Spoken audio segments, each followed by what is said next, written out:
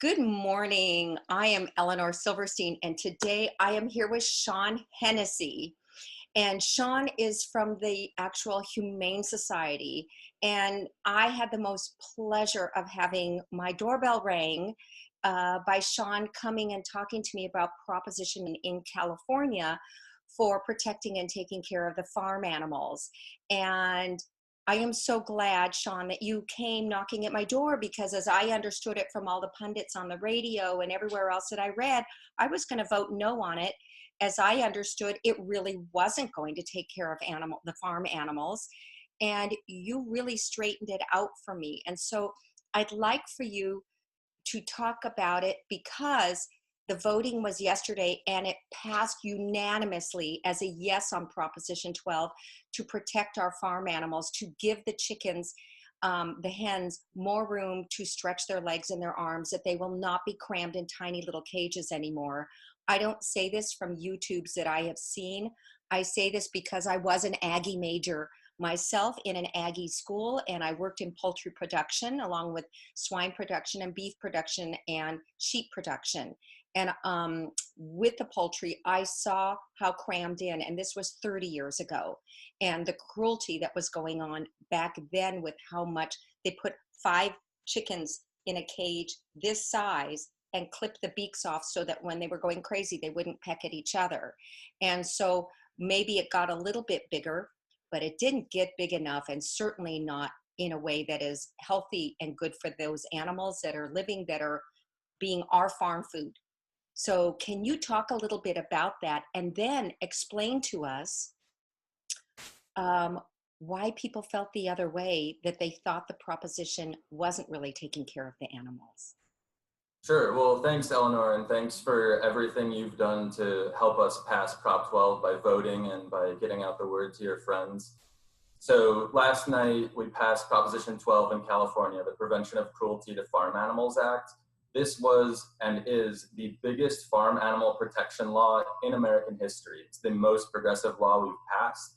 It will apply to both animals raised within the state of California, as well as animals raised outside of California but sold into the state for pork, veal, and eggs. No longer will they be locked in tiny, tiny cages so small they're like the size of a coffin to the animals. You can't even turn around. We're getting them out of those cages, so this is a huge win for animals. And it's going to have ripple effects across the entire country because California, were it a country itself, California would be roughly the 5th largest country in the world based on the size of its economy. This is a huge market for agriculture, so it's an incredibly important win for animals, and the entire animal welfare community across the United States is celebrating.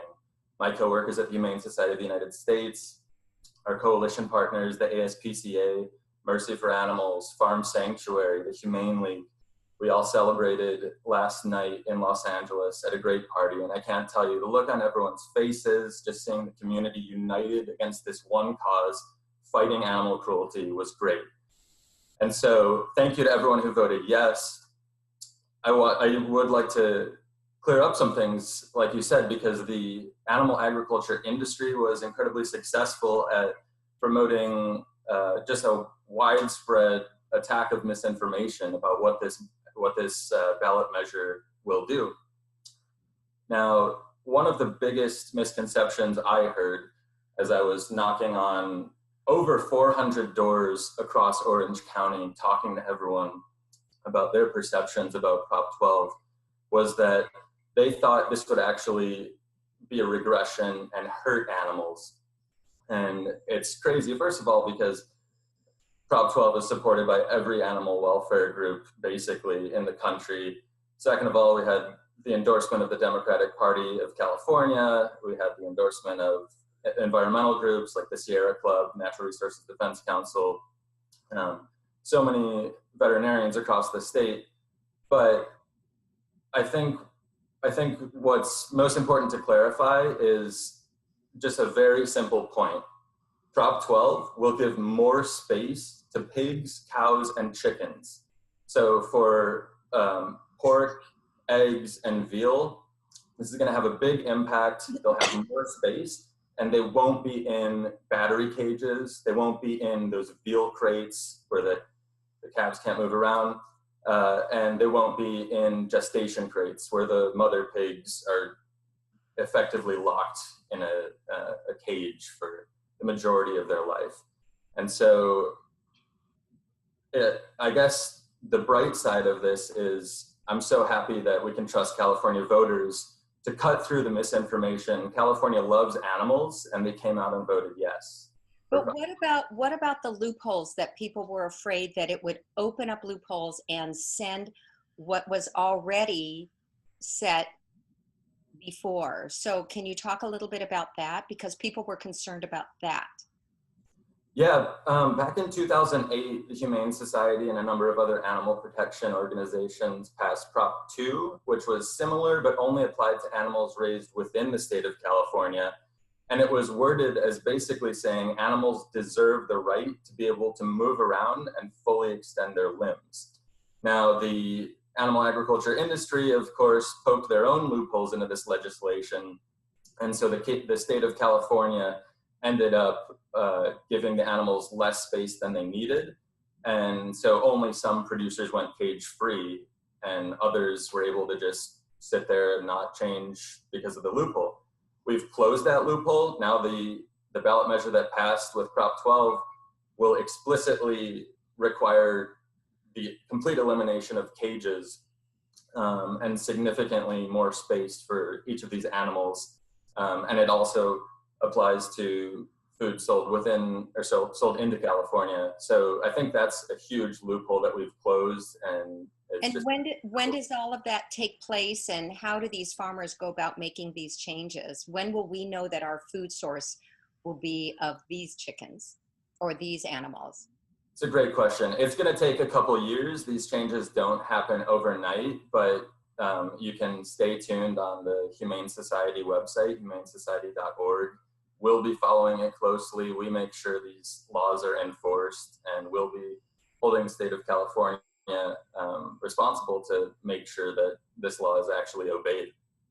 So I'm thinking of some of the questions that popped up on both sides, because everyone loves animals and is concerned about them. And if they're not, it's important to realize that what you eat is how healthy they are, even if you don't care about animals, but then maybe you might care about your own health. So it goes in many different ways that we could have that conversation.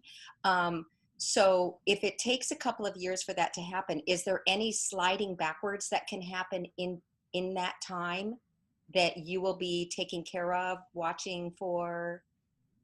I think, honestly, the only direction we're going to move in because of Prop 12 is forward. I think we're going to see just progressively over time, companies are starting to shift. McDonald's, for example, has already pledged to go cage-free, and when they did that, it sent a shockwave throughout the entire egg industry because they're one of the biggest egg purchasers and sellers in the country. And so now that this is codified into law, I think it's just going to be only positive. Wow.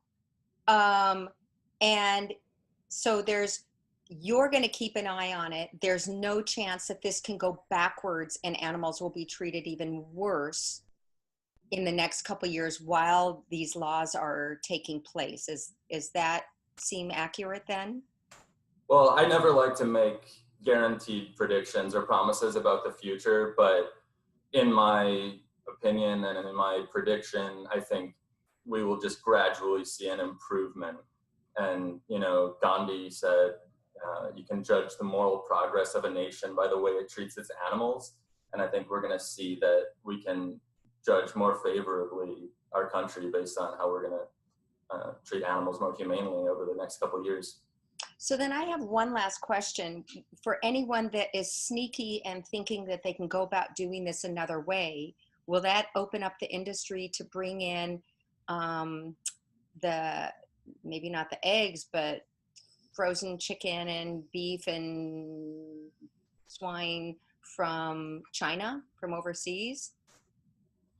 Well, even if it's sold from another country, as long as it's sold into the state of California, they're going to have to meet our law, the Humane Society's law, farm sanctuaries law, the Humane League's law, the ASPCA's law. They'll be meeting our standards regardless of what country or what state you're in. As long as it's sold into California, it's going to meet our standards.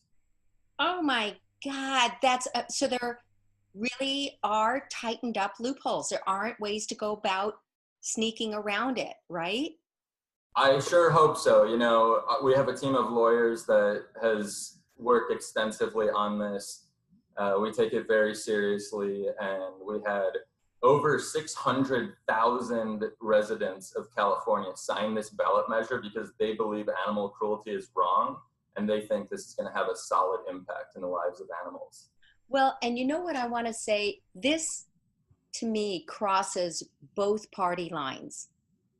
This is the blend that brings both parties together because everyone I know who is, most people I know who are Democrats and most people I know who vote Republican, both felt this strongly about it.